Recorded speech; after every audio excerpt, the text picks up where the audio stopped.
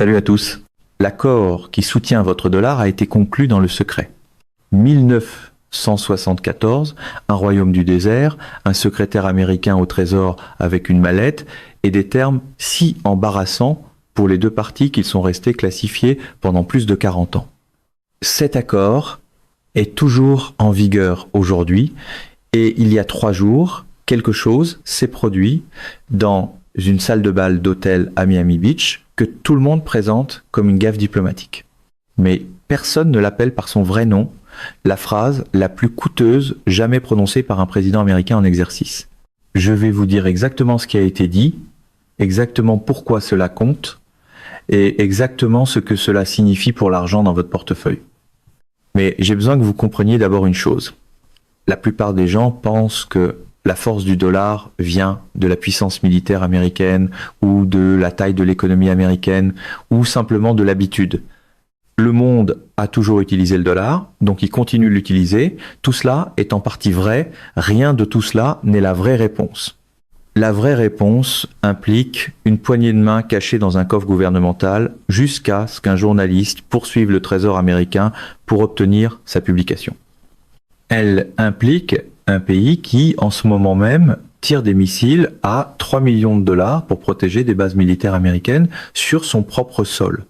Et elle implique un seul chiffre, un chiffre si contre-intuitif que lorsque je suis tombé dessus pour la première fois, je me suis arrêté et je l'ai relu 2 fois.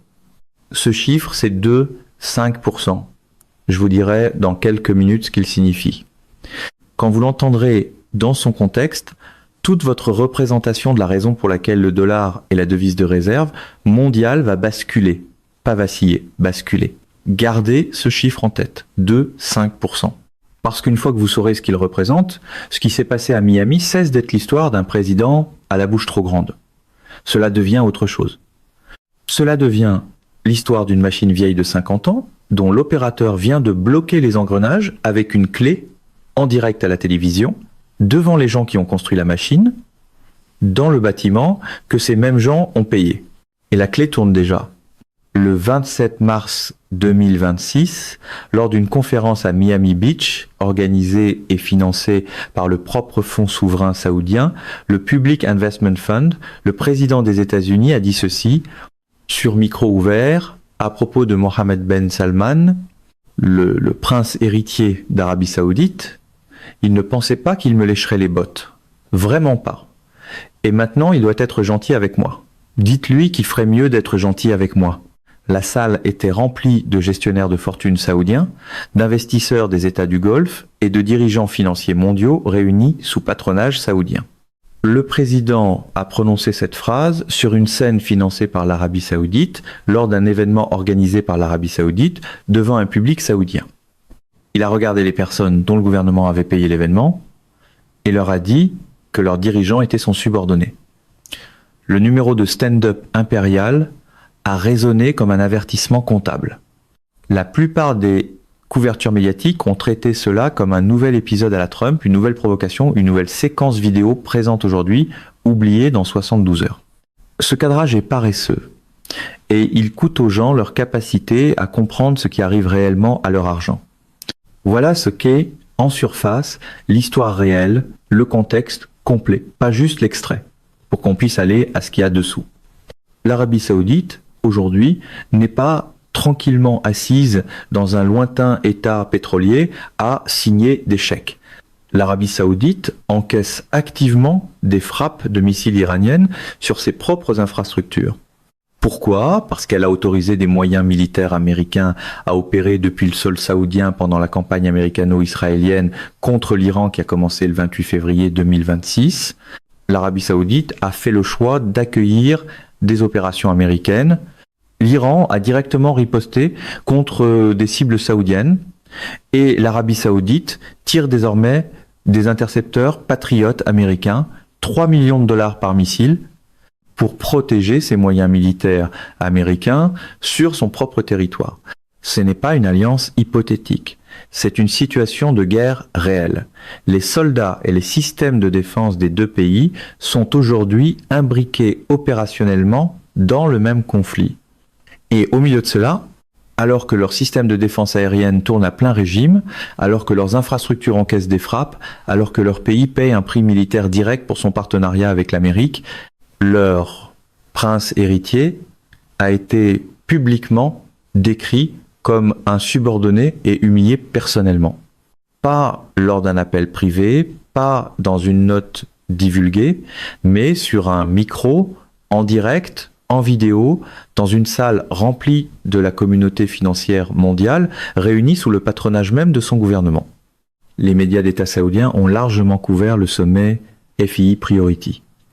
Al Arabiya, Saudi Gazette, couverture complète de la conférence, ils n'ont pas mentionné les propos, pas de démenti, pas de contre-déclaration, pas de protestation diplomatique. Silence total. Et c'est là que presque tous ceux qui ont lu la nouvelle se sont trompés. Ils ont entendu ce silence et se sont dit « Très bien, la relation tient ». C'est toujours le cas. L'Arabie Saoudite a plus besoin de l'Amérique que l'Amérique n'a besoin de l'Arabie Saoudite. Ils vont encaisser. Ce raisonnement a 50 ans de retard. Il était exact en 1974. Savoir si il tient encore en 2026 est une toute autre question, une question dont la réponse dépend d'un chiffre que je ne vous ai pas encore donné, un chiffre qui brise la logique même de la présence saoudienne dans cet arrangement à l'origine. L'hypothèse, c'est que l'Arabie Saoudite a besoin de la protection militaire américaine. La protection américaine s'accompagne de l'attente que l'Arabie Saoudite facture son pétrole en dollars, l'Arabie Saoudite facture son pétrole en dollars, le dollar reste dominant. Cette chaîne n'a jamais été rompue.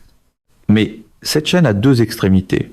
Et la question que personne ne pose est la suivante: qu'est-ce que l'Amérique y gagne aujourd'hui? Quel impératif stratégique pousse Washington à maintenir cette garantie de sécurité en 2026, avec tous ces coûts, tous ces enchevêtrements, tous ces dégâts collatéraux sur la position américaine dans la région? À l'origine, la réponse était le pétrole. L'Amérique avait besoin du pétrole du Golfe. Donc, l'Amérique protégeait le Golfe. Donc, le pétrole du Golfe circulait en dollars. Voilà le problème. Cette réponse originelle a cessé d'être vraie il y a des années. L'Amérique est désormais le premier producteur mondial de pétrole.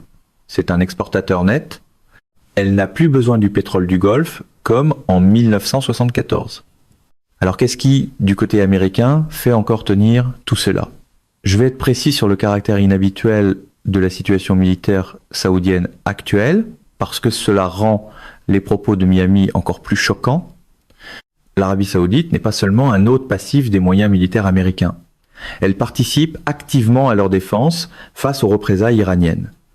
Ces batteries de défense aérienne détectent et interceptent les menaces entrantes. Son commandement militaire se coordonne en temps réel avec les forces américaines. Ce n'est pas un partenariat diplomatique. C'est un enchevêtrement de combats actifs et le coût n'est pas abstrait. Chaque interception patriote coûte 3 millions de dollars et le rythme des interceptions se maintient depuis des semaines.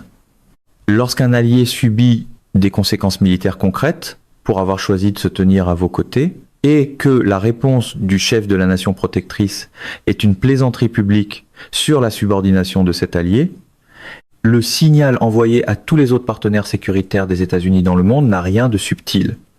Il dit « le partenariat a un prix, mais la loyauté n'offre aucune protection ».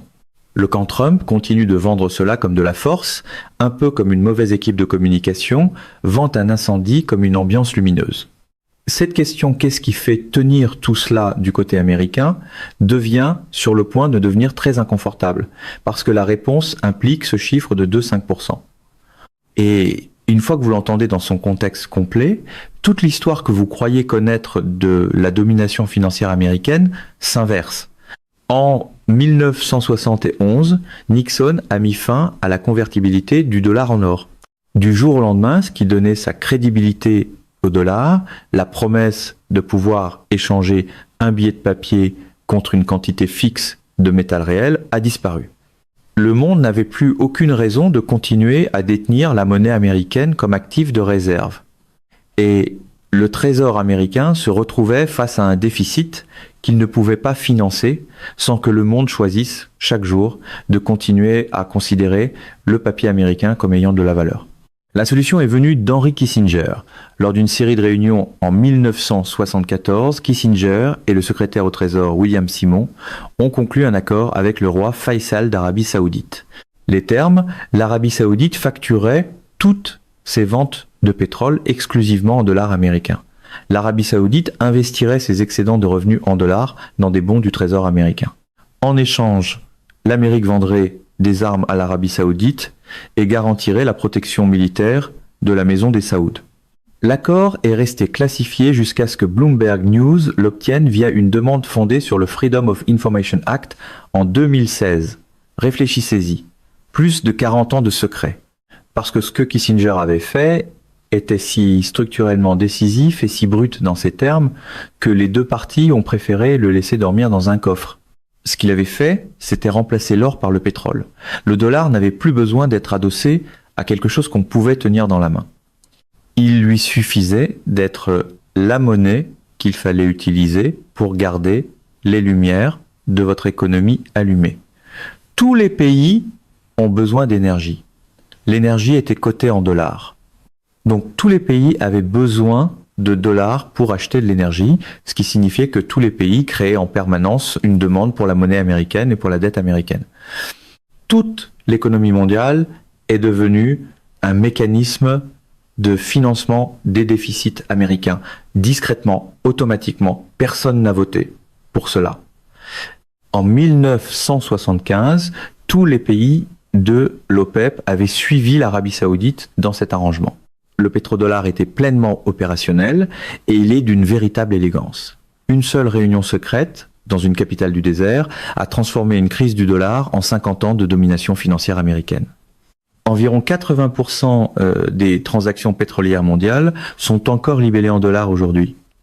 Les fonds souverains du Golfe recyclent depuis des décennies les revenus pétroliers vers les bons du Trésor américain, maintenant le coût d'emprunt des États-Unis à un niveau plus bas qu'il ne le serait autrement. L'Arabie Saoudite détenait à elle seule 8 milliards de dollars de bons du Trésor américain en janvier 2026. Voilà la surface de la machine. Maintenant, voici ce qu'il y a dessous.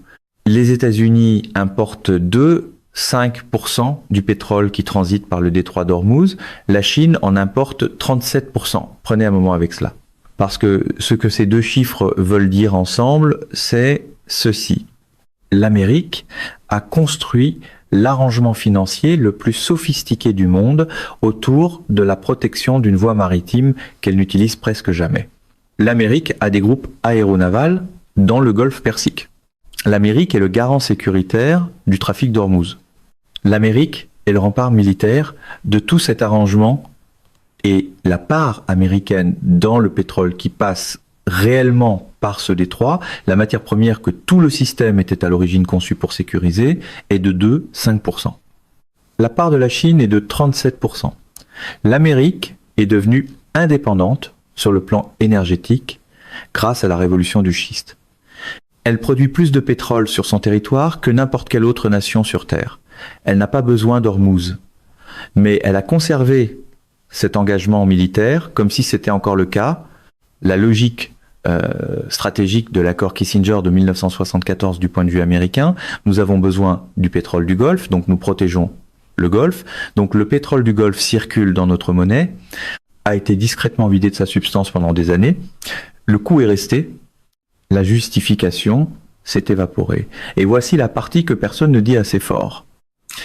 La Chine, le pays qui dépend réellement d'Ormuz, qui a réellement besoin de ce pétrole, qui fait passer 37% de son approvisionnement énergétique par ce goulet d'étranglement, ne paie pas pour sa sécurité.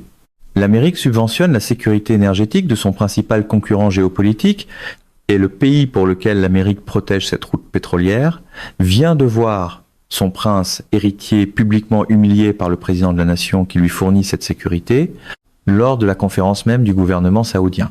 C'est le court-circuit structurel que les propos de Miami ont révélé, pas créé, révélé. Le décalage entre ceux qui paient pour le système et ceux qui en bénéficient s'accumule depuis des années. Il y a une couche supplémentaire au chiffre de 5% qui le rend encore plus frappant. Les États-Unis représentent toujours environ 11% de la consommation mondiale de pétrole.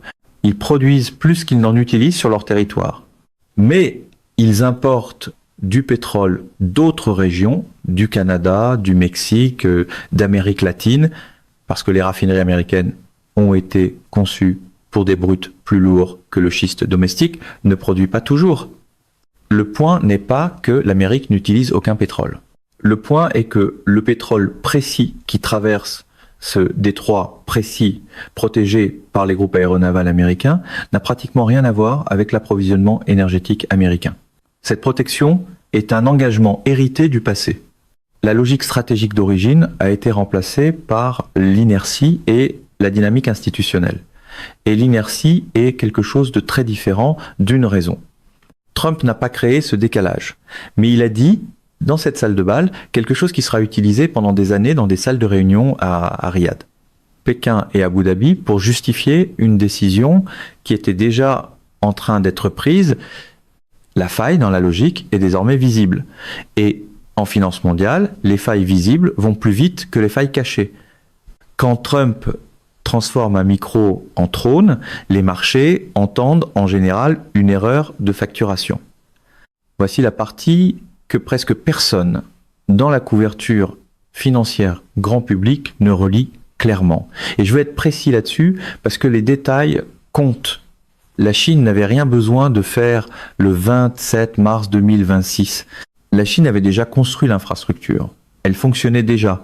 Elle traitait déjà des centaines de milliards de dollars de transactions. Tout ce dont la Chine avait besoin, c'était d'une raison pour que l'Arabie Saoudite commence à l'utiliser à grande échelle. Cette infrastructure s'appelle mBridge, une plateforme transfrontalière de règlement en monnaie numérique de banque centrale. Elle a été construite conjointement par l'autorité monétaire de Hong Kong, la Banque populaire de Chine, la Banque de Thaïlande et la Banque centrale des Émirats arabes unis. Elle permet aux participants de régler des transactions internationales en monnaie numérique, sans passer par le système du dollar américain, sans passer par SWIFT, sans utiliser aucun canal financier que Washington surveille, contrôle ou peut sanctionner. Les transactions se déroulent sur un registre blockchain sur lequel le Trésor américain n'a aucune juridiction. Pas une juridiction limitée, aucune, par construction, ce n'est pas un accident, c'est précisément le but. En juin 2024, la Banque centrale saoudienne, la SAMA, est devenue un participant à part entière de mBridge, pas un observateur, un membre à part entière. On ne rejoint pas comme membre à part entière un système de règlement parallèle par simple curiosité académique, on le rejoint parce que on a l'intention de l'utiliser. En novembre 2025, le volume cumulé de transactions de mBridge avait atteint 549 milliards de dollars. Selon l'Atlantic Council, la plateforme avait traité 22 millions de dollars en 2022.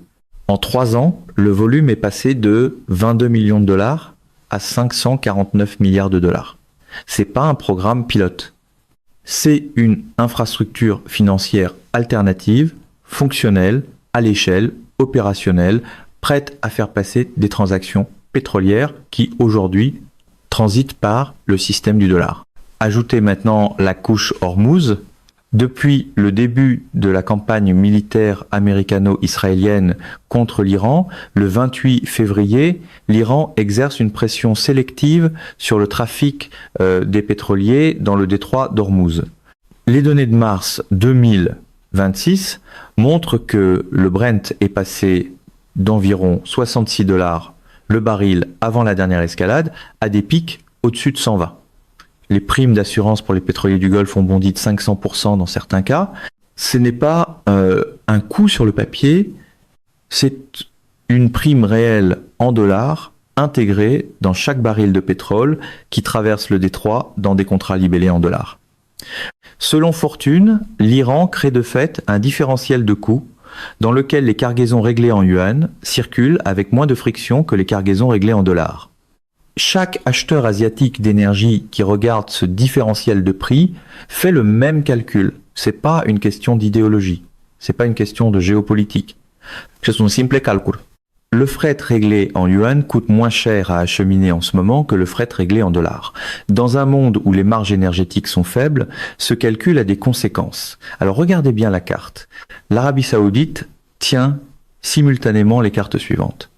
1. Son plus gros client pétrolier en volume est la Chine, qui représente plus de 20% de toutes les exportations pétrolières saoudiennes. 2. Elle est membre à part entière d'un système de règlement qui lui permet de facturer ce pétrole en yuan sans toucher au dollar. 3. La pression sur Hormuz créée par l'Iran produit déjà un différentiel de prix qui rend les cargaisons réglées en yuan moins chères pour les acheteurs asiatiques. 4. Ses avoirs en bons du Trésor ont chuté de 7 milliards de dollars en un seul mois en janvier 2026, avant les propos de Miami. Le changement de direction était déjà en cours.